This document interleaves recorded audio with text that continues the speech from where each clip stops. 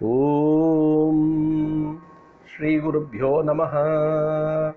தென்னாருடைய பெரியவா போற்றி, என் நாட்டவக்கும் இறைவா போற்றி.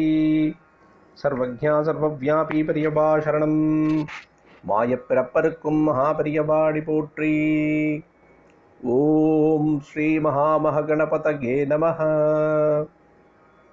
ஸ்ரீ சந்திரசேகராமிர்தம் அமிர்ததாரை 1195. தெய்வத்தின் குரல் 5ஆம் பாகம், அத்தியாயம் ஸ்ரீ சங்கர சரிதம். இதன் இன்றைய தலைப்பு ஈஸ்வராவதார பிரமாணங்கள் வேத இதிகாச புராணங்களில். இதன் இறுதி பகுதி.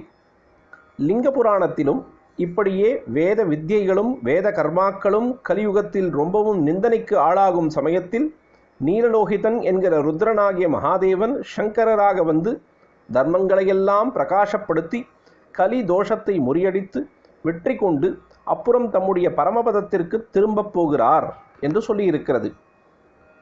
நிந்தந்தி வேத வித்யாம்ச்ச துஜாஹ் கர்மாணி வை கலௌ ருத்ரோ மகாதேவ சங்கரோ நீலலோகிதः பிரகாசத்தே பிரதிஷ்டார்த்தம் தர்மஸ்ச விக்ருதாக்ருதிஹி ஏதம் விப்ரா நிஷேவந்தே ஏனகேனாபி சங்கரம் கலிதோஷான் வினிர்ஜித்ய பிரயாந்தி பரமம் பதம்.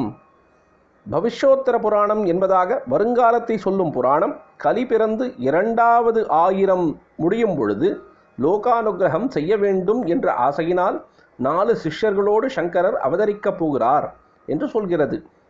கல்யாதௌ த்விசஹஸ்ராந்தே லோகானுகிரக காம்யயா சதுர்பிஹி சகசிஷ்யைஸ்து சங்கரோ அவதரிஷ்யதி. இதிலே 2வது வரி அப்படியே வாயு புராணத்திலும் இருப்பதைத்தான் ஸ்ரீருத்ர பாஷ்யக்காரர் மேற்கோள் காட்டினார் என்று பார்த்தோம். பூதானாம் கிதகாம்யயா என்று கூர்ம புராணம் சொல்வதையே இங்கு லோகானுகிரக காம்யயா என்று சொல்லியிருக்கிறது.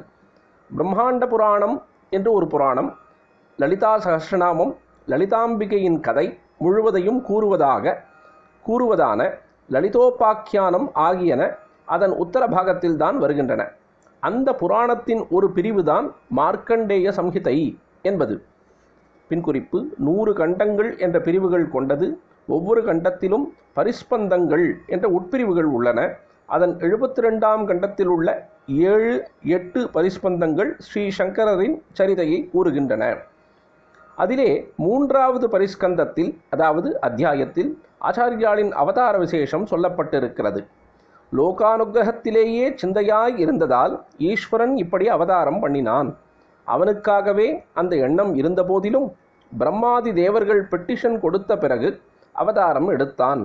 நாஸ்திகமான சார்வாகாதி மதங்களை அழிப்பதற்காக காலடியிலிருந்து சிவகுரு என்ற பிராமணோத்தமரின் பத்னிக்கும் சங்கரர் என்ற பெயருடைய பிள்ளையாக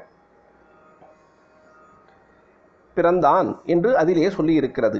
லோகானுகிரக தத்பரஹ பரமசிவஹ சம்பிரார்த்திதோ பிரம்மணா சார்வாகாதி மத பிரபேத நிபுணாம் புத்திம் சதாதாரயன் காலட்யாக்கிய புரோக்தமே சிவகுருர் வித்யாதி நாதஸ்சயஹ தத்பத்ஞாம்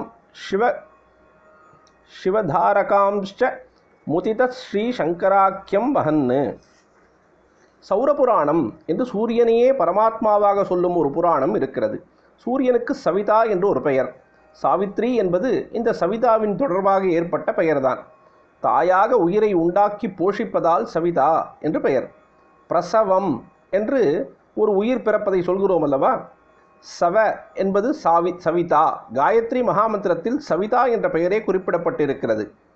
இந்த சவிதா தான் சங்கரராக பிறந்து வியாசாச்சாரியாளின் பிரம்மசூத்திரத்தின் சரியான அர்த்தத்தை விளக்கிச் சொல்லி வேதத்தின் பரம தாத்பரியத்தையே தர்க்க ரீதியில் ஸ்தாபித்தவர் என்று சௌரபுராணத்தில் சொல்லியிருக்கிறது. வியாகுர்வன் வியாசசூத்திரார்த்தம் ஸ்ருதோர்த்தம் யதோஷிவான் ஸ்ருதேர் ஞாய்யஹ ச ஏவார்த்தஹ சங்கரஹ சவிதா நனா. சவிதா நனா என்பது சவிதா ந நா என்று 3 பதங்களாக பிரிய வேண்டும். இது குறித்து ஸ்ரீசரணங்களின் விளக்கம்: ஆச்சாரியால் தெய்வமான சவிதாவே, அதாவது சூரியனே, சாதாரண மனுஷர் இல்லை என்று ஸ்லோகம் சொல்கிறது. நா என்றார் மனுஷன் இல்லை. பித்ரு என்பது பிதா என்று வருகிறது. சவித்ரு என்பது சவிதா என்று ஆகிறது. நர என்பதை நிரு என்றும் சொல்வதுண்டு. நரசிம்ஹத்தை நிருசம்மம் என்றும் சொல்கிறோம் அல்லவா. பித்ரு பிதா, சவித்ரு சவிதா மாதிரி நிரு நா, அதாவது நா என்றாலே நாம் நரர் மனுஷர் என்று சொல்வது. நா என்றால் மனுஷர் இல்லை என்று அர்த்தம். சிவாவதாரம் என்று மற்ற புராணங்கள் சொல்லும் பொழுதும் அந்த சிவனை பரமாத்மாவாக கருதியே அப்படி சொல்லியிருக்கிறது. இங்கே சூரியனை பரமாத்மாவாக கருதும் புராணத்தில் சூரியமூர்த்தி தான் அவ்வாறு அவதரித்தது என்று சொன்னால் இதுவும் அதே அபிப்பிராயத்தை தான் கொடுக்கிறது. ஆச்சாரியாலை சூரியமூர்த்தியாக சொல்வதிலும் ஒரு தனி பொருத்தம் இருக்கிறது. அஞ்ஞானத்தை தமசாகவும், அதாவது இருட்டாகவும், ஞானம் தருபவரை தமசை போக்கி பிரகாசத்தை கொடுக்கும் சூரியனாகவும் சொல்வது வழக்கத்தில் உள்ளதுதான். ஞான பாஸ்கரன் என்று மகாமதியாக இருக்கப்பட்டவர்களை சொல்வதுண்டு. குறிப்பாக நமக்கு இவ்விஷயத்திலே என்ன குதூகலம் அளிக்கிறது என்றால், ஆச்சாரியாளின் நேர் சிஷ்யர்களாக இருந்த 2 பேர் மகா பெரியவர்கள் அவரை இப்படி சூரியனாக சொல்லியிருப்பது தான். ஆச்சாரியாலை பற்றிய ஸ்தோத்திரங்களில் முதல் ஸ்தானம் பெற்றிருப்பது தோட்டகாஷ்டகம். பின்குறிப்பு: தோட்டகாஷ்டகம் பிறந்த கதை பின்னால் விரிவடைவும். நேர் சிஷ்யரான தோட்டகர் அவரை ஸ்துதித்து பண்ணிய அஷ்டகம். அதில் ஆச்சாரியாளின் சன்னிதானத்தில் நேரே நின்று கொண்டு அவரை பார்த்து ஒரேடியாக ஆனந்த பாஷ்பம் சொரிந்து கொண்டு அஹிமாம்சு ரிவாத்ர விபாசி என்கிறார். சூரியனாக இங்கே ஜொலித்து கொண்டிருக்கிறீர்களே என்று அர்த்தம். ஹிமம் என்றால் பனி, ஹிமாம்சு என்றால் பனியை தன் கிரணங்களால் பெருகவிடும் சந்திரன். முதலில் சேர்த்து அஹிமாம்சு என்றால் பனியை வற்ற அடித்து விடுகிற சூரியன். அப்படிப்பட்ட சூரியனாக ஆச்சாரியால் இருக்கின்றாராம். அவருடைய 4 பிரதானமான சிஷ்யர்களில் இன்னொருவர் சுரேஸ்வராச்சாரியால். அவர் ஆச்சாரியாளின் பிருஹதாரண்யக்க உபனிஷத் பாஷ்யத்திற்கு வார்த்திகம், அதாவது விரிவுரை செய்திருக்கிறார். அதிலே உதயகிரியிலிருந்து அஸ்தமானமாகிற மலைவாசல் வரையில் ஆச்சாரியாளான ஞானசூரியன் தம்முடைய கீர்த்தி கிரணங்களாக உள்ள சிஷ்யர்களால் வியாபித்து கொண்டு லோகத்தில் அஞ்ஞான அந்தகாரம் முழுவதையும் போக்கடிக்கிறார் என்று சொல்லியிருக்கிறது. பின்குறிப்பு: ஆசைலாத் உதயாத் ததா அஸ்தகிரிதோ பாஸ்வத் யசோரஷ்மிபிஹி வியாப்தம் விஸ்வம் அனந்தகாரம் அபவத் யஸ்ய ஸ்ம சிஷ்யைரிதம். இப்படியாக சங்கர விஜயங்களில் மட்டுமில்லாமல் ரிக்வேத ரிக், ஸ்ரீருத்ரம், சிவரகசியம், மார்க்கண்டேய சம்ஹிதை, விஷ்ணு தர்மோத்தரம், வாயுபுராணம், கூர்மபுராணம், லிங்கபுராணம், பவிஷ்யோத்தர புராணம், சௌரபுராணம் ஆகியவற்றிலும் ஸ்ரீ சங்கர பகவத்பாதாள் மனுஷரில்லை, அவதார மூர்த்தி என்று சொல்லியிருக்கிறது. அமிர்தம் தொடர்ந்து பொழியும்.